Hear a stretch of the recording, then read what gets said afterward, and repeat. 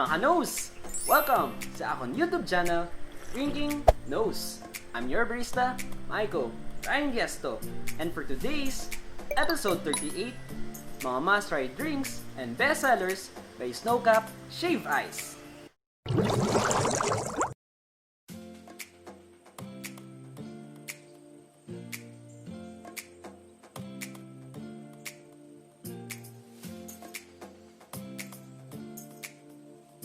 Snowcap Shave Ice is located at Longwin, Molo, Iloilo City, well known for their flavored, best-selling Snowcap Shave Ice products. They accept delivery for orders from Monday to Sunday, with delivery fee starting at 50 pesos depending on the location. But for Molo area, free delivery. And for their fullest of the news, I'll be providing description down below. This episode is sponsored by Snowcap Shave Ice. And disclaimer lang po, this is my own opinion and my own standards when it comes to taste test reviews. Shoutout ko lang po yung tatlong tao nag-support sa akin sa Drinking Nose simula nung nag-start pa ako until now. They call themselves as Tres Marias kasi sila yung isa sa mga malulupit when it comes sa Mobile Legends. So first is si Lenar, shoutout kay Lenar, si Kenta or si Charlie Barosa, and last but not least, si Kaide. Thank you so much sa inyo tatlo for supporting Drinking Nose and continue to promote my YouTube channel sa lahat ng mga kilala nyo. Either mga nose, so these are all large size and bestsellers by Snowcap Shave Ice. And before tayo mag-start for taste test reviews, please huwag nyo pong kalimutan na i-like yung video na to. And also, please do share this episode to one of your friends. Do comment down below kung ano po yung mga flavors na gusto nyo i-try at pinaka-favorite nyo. Also, don't forget to subscribe to my YouTube channel, Drinking Nose. Para updated kayo lagi sa mga latest episodes ko, just click the notification bell icon. Last but not the least mga nose, kapag may nakita kayong ads sa each of my episodes, lang po, wag nyo po escape. Malaking tulong na po yun sa akin kahit panoorin nyo ilang minutes or ilang seconds sa mga ads ko. And a big thank you talaga mga nose.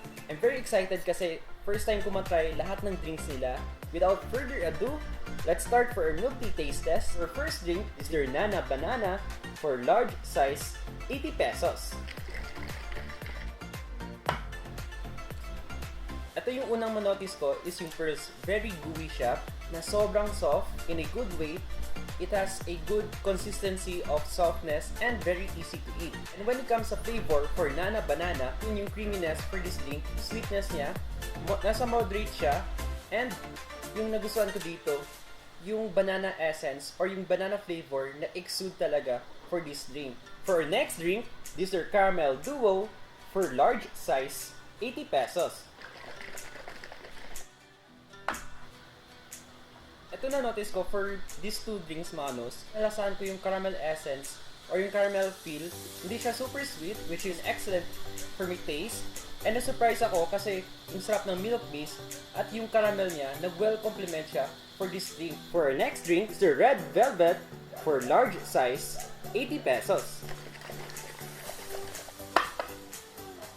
Ito, napakagaan siyang inumin. So, ma-appreciate mo talaga yung Red Velvet cake in a lighter version, which has an outstanding quality for this drink. Tatlo pa yung na-try ko, pero na-amaze ako for its creaminess and for its overall ingredients. Comes sa sugar level, on point siya. Our next drink, this is Taro for large size, 80 pesos. So far, na-maintain nila yung consistency for its gooiness for their pearls. Ang sarap niya talaga. And when it comes sa taro flavor, yun talaga yung thickness ng taro. At hindi siya super sweet, pero saktong-sakto siya sa panlasa ko. Ito, ma-appreciate ko lalo yung taro essence for this drink. Parang na-enjoy ako sa taste test ngayon kasi sobrang nag-stand out talaga sila sa akin, isa't isa. For our next drink, under White Rabbit series, White Rabbit Original for large size, 75 pesos.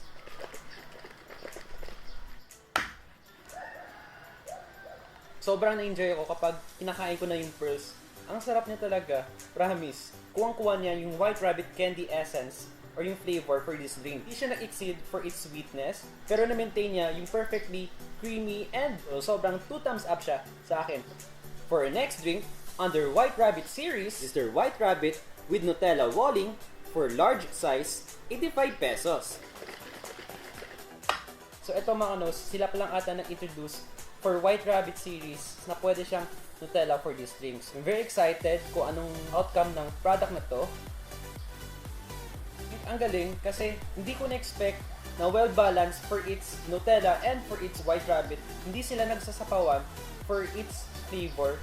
Damang-dama mo yung texture ng Nutella and yung sweetness ng White Rabbit. For our next drink under Milktea series is our Wintermelon Milk Tea for large size, 80 pesos.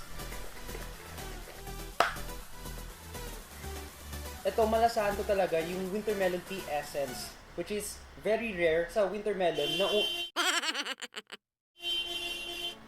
which is pasok na pasok sa standards ko. Hindi siya nag-overpower for its common Wintermelon sweetness. So, ma-appreciate mo lalo yung tea extract for this drink. For our next drink, these are cookies and cream for large size, 80 pesos.